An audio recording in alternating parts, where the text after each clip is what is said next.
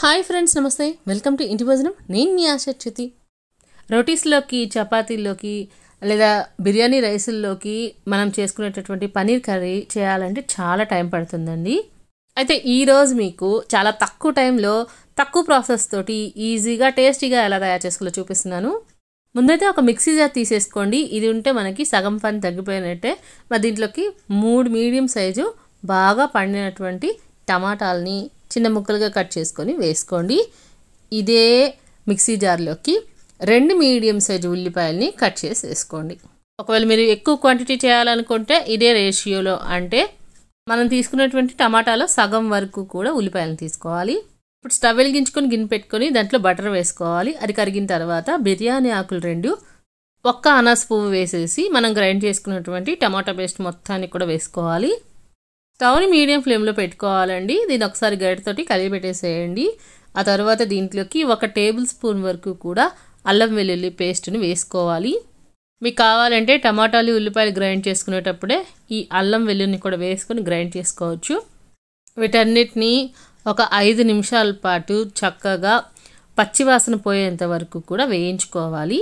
మనం మధ్య మధ్యలో గరిటెతోటి కలిపి పెట్టుకుంటూ ఉన్నట్లయితే అడుగంటకుండా ఉంటుంది. ఇది వేగే లోపల మనం ఒక చిన్న గిన్నెలోకి 1/2 టేబుల్ స్పూన్ వరకు ప్లెయిన్ కారాన్ని, రుచికి తగినంతగా ఉప్పుని, అలాగే 1/2 టేబుల్ స్పూన్ వరకు ధనియాల పౌడర్ని, 1/2 టేబుల్ స్పూన్ వరకు గరం మసాలాని, ఇంకా 1/2 టేబుల్ స్పూన్ వరకు వేయించి పొడి చేసినటువంటి జీలకర్రని, కొంచెం అంటే 1/2 టేబుల్ స్పూన్ వరకు పసుపుని కూడా వేసుకొని మొత్తాన్ని బాగా కలుపుకోవాలి. ఇప్పుడు 1 కప్పు కమ్మటి పెరుగును తీసుకోవాలి. ఈ పెరుగుని, మసాలాలని అన్నిటినీ కలిపి ఎక్కడా ఉండలు లేకుండా చక్కగా కలుపుకోవాలండి. మనం తీసుకునే పెరుగు క్వాంటిటీ అనేది మన గ్రేవీ కన్సిస్టెన్సీని బట్టి తీసుకోవాలండి. ఈలోపు టమాటా పేస్ట్ మొత్తం కూడా చక్కగా పచ్చివాసన లేకుండా వేగిపోయింది. ఇప్పుడు ఈ పెరుగు మిశ్రమాన్ని మొత్తాన్ని కూడా వేసుకోవాలి. దీన్ని కూడా ఒకసారి కలిపి పెట్టేసుకున్న తర్వాత మీకు గ్రేవీ కన్సిస్టెన్సీకి ఎంతైతే నీళ్ళు అవసరం పడతాయో అన్ని నీళ్ళని పోసుకోవాలి. నేను ఇక్కడ 1 గ్లాసు అంటే 150 ml వరకు కూడా నీళ్ళు పోసుకున్నాను. అలాగే మొత్తాన్ని కలిపి పెట్టేశాను. ఇక్కడ నేను చేస్తున్న క్వాంటిటీ అనేది 4 మనుషులకి ఖచ్చితంగా సరిపోతుందండి. రోటీస్లోకైనా బిర్యానీలోకైనా కానీ. ఈ స్టేజ్లో ఒకసారి టేస్ట్ని చెక్ చేసుకోండి. ఏవైనా కానీ తగ్గినట్లయితే యాడ్ చేసుకోండి. అలాగే 200 గ్రాముల వరకు కూడా పన్నీర్ని తీసుకొని చక్కగా క్యూబ్స్ లాగా కట్ చేసుకోండి.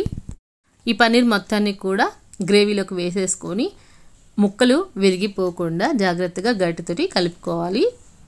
ఇప్పుడు ఒక 5 నిమిషాలు ఈ పన్నీర్ని ఈ గ్రేవీతో పాటు ఉడికించుకోవాలి.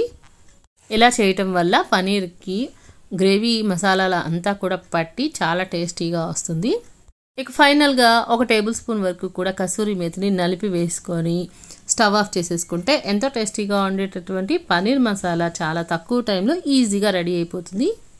మరి ఈ ప్రాసెస్లో పన్నీర్ మసాలాని ఒకసారి తయారు చేసి చూడండి. ఎలా కుదిరిందో కామెంట్ సెక్షన్లో షేర్ చేసుకోండి.